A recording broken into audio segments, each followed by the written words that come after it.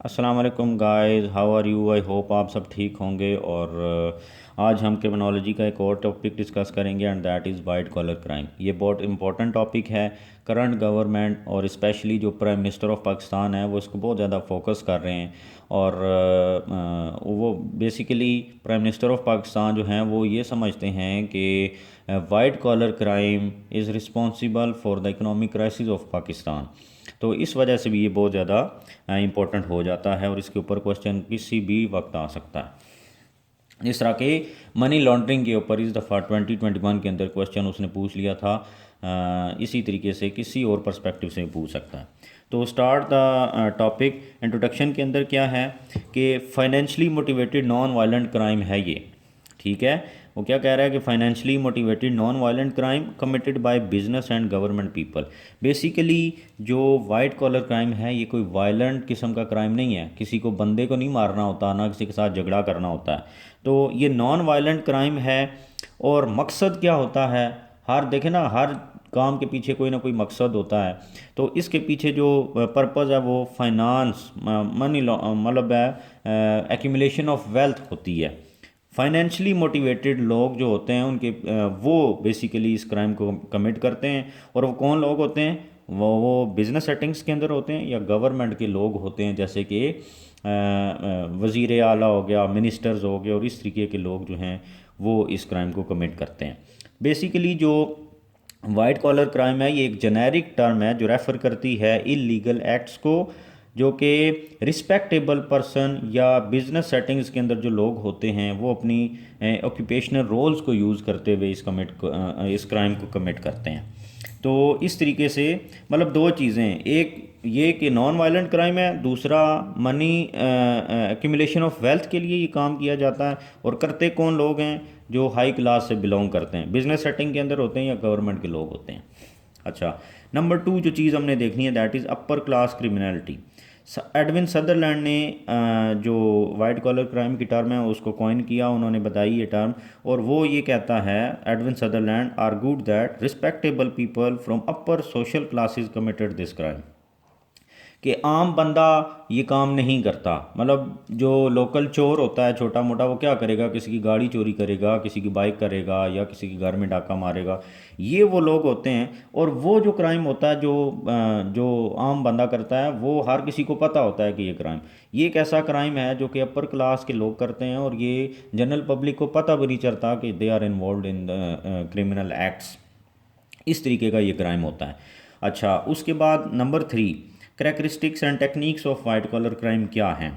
ये बहुत इंपॉर्टेंट है कि किस तरीके से जो ऑफेंडर होता है वो उसको एक्सेस हासिल होती है और वो किस तरीके से इन्वॉल्व होता है उस क्रिमिनल एक्ट के अंदर, मतलब वाइट कॉलर क्राइम के अंदर। तो उसमें जो पहली चीज़ है that is offender has legitimate access to the target और victim of the crime and basis on the basis of occupational positions.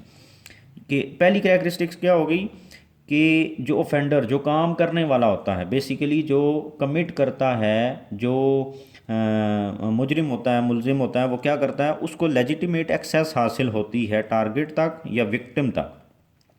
For example मैं आपको एक एग्ज़ाम्पल देता हूँ, उससे आपको समझ आ जाएगी। जैसे कि करंट गवर्नमेंट शहबाज शरीफ को, या नैब जो है वो शहबाज शरीफ को इस बात का ज़िम्मेदार ठहराती है कि जो मेट्रो के डिफरेंट प्रोजेक्ट्स हुए मुल्क के अंदर, उनके अंदर शहबाज शरीफ करप्शन के अंदर इन्वॉल्व हैं। अब वो किस तरीके से इन्वॉल्व हैं कि वो बीइंग वज़ीर आला जो था, सीएम ऑफ पंजाब, उसने ये पोजीशंस यूज़ की और बिडिंग ऐसे तरीके से कराई कि फॉर एग्जांपल अगर 200 अरब का प्रोजेक्ट था तो उसके ऊपर बिडिंग ही उसने 500 अरब पे आकर रुकवा दी, और वो ऊपर वाला जो 300 अरब था वो उन्होंने करप्शन के नज़र किया।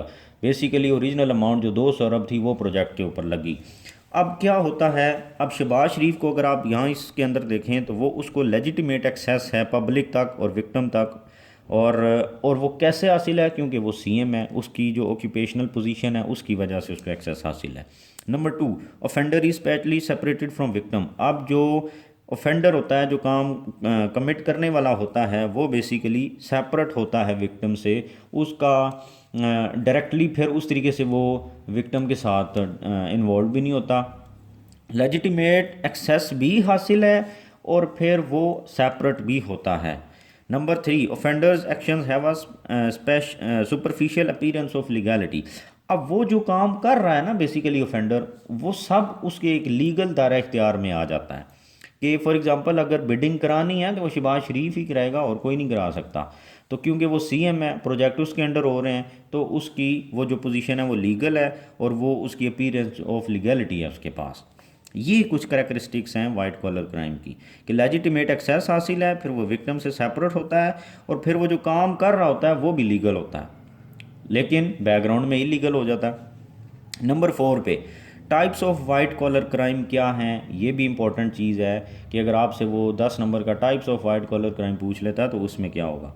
Number 1 is antitrust violations. Antitrust violation एक इम्पॉर्टेंट है, और वो कैसे है। फॉर एग्ज़ाम्पल आजकल नहीं, ओपन मार्केट के अंदर क्या होता है कि कंपटीशन की बेस के ऊपर प्राइस सेटिंग होती है, लेकिन क्या होता है कि जो सेलर्स होते हैं या जो इंडस्ट्रियलिस्ट होते हैं वो प्राइस फिक्सिंग के लिए आपस में मेल मिलाप कर लेते हैं। फॉर एग्ज़ाम्पल पाकिस्तान के अंदर शुगर जो है वो आपको पता है 65 रुपीज़ पर के जी से वो 125 रुपीज़ पर के जी तक पहुंच गई थी।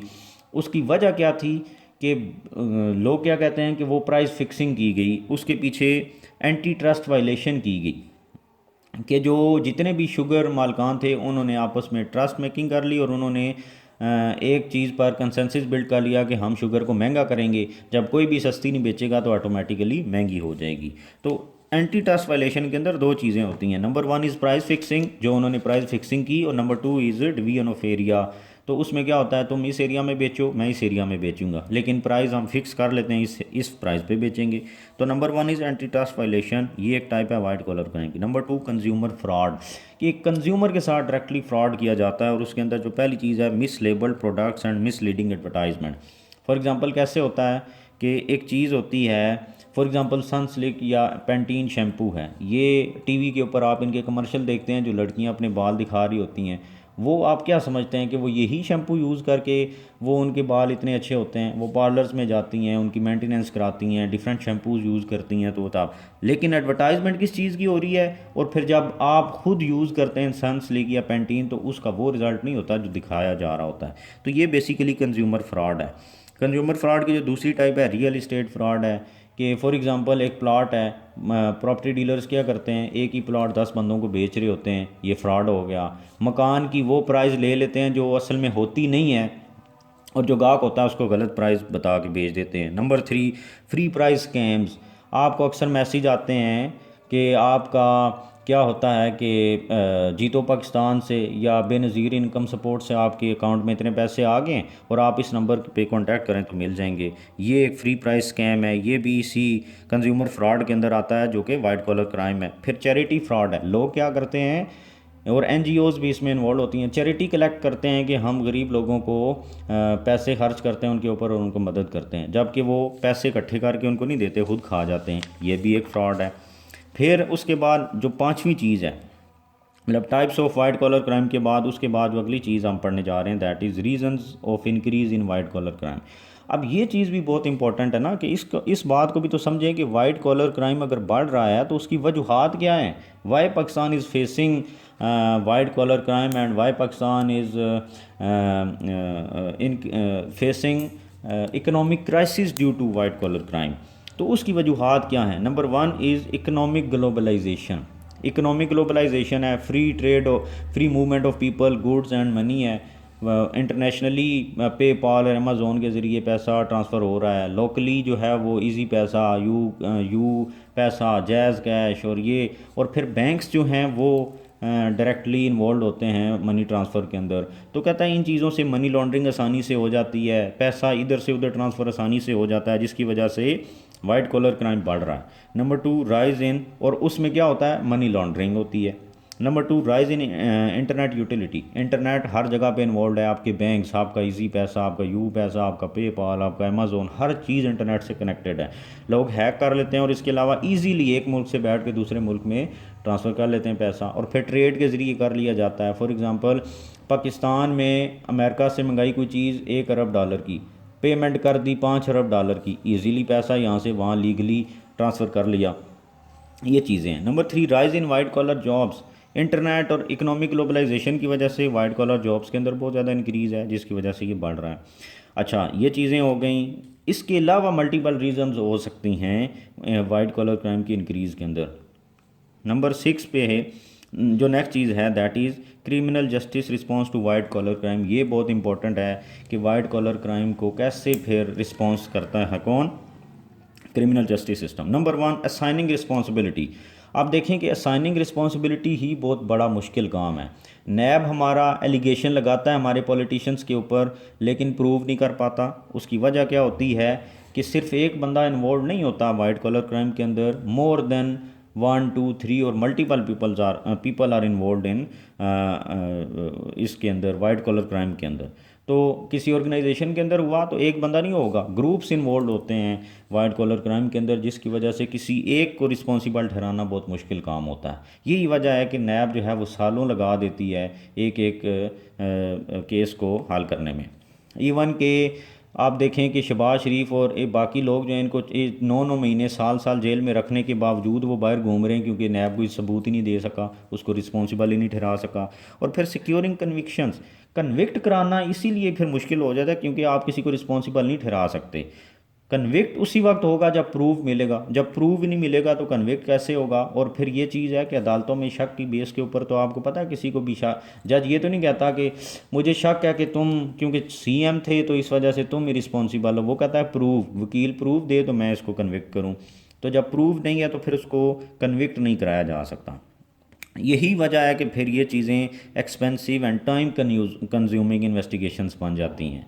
पैसा अगर एक बिडिंग फॉर एग्ज़ाम्पल इस्लामाबाद और पिंडी की जो मेट्रो प्रोजेक्ट था वो 200 अरब का था, तो उसके पे 500 अरब की बिडिंग करा के 300 अरब रुपया हड़प कर लिया।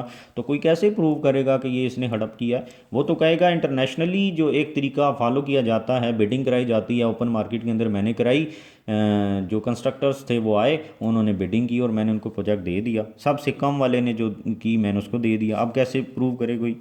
फिर इसके अलावा प्ली बारगेन कर ली जाती है। नैब जो है हमारा वो क्योंकि सबूत जब नहीं दे पाते और फिर उसके अंदर पॉलिटिसाइजेशन भी होती है तो उसमें फिर प्ली बारगेन आ जाती है। तुमने 10 अरब की करप्शन की है, ठीक है तुम 5 अरब दे दो, चले जाओ।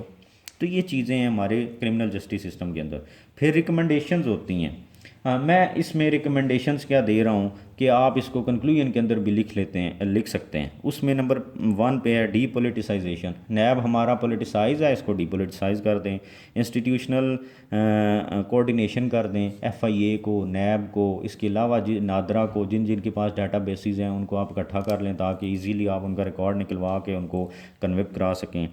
फिर नंबर 3 पे कस्टम वालों को साथ मिला लें। नंबर 3 पे investigation should be time bound.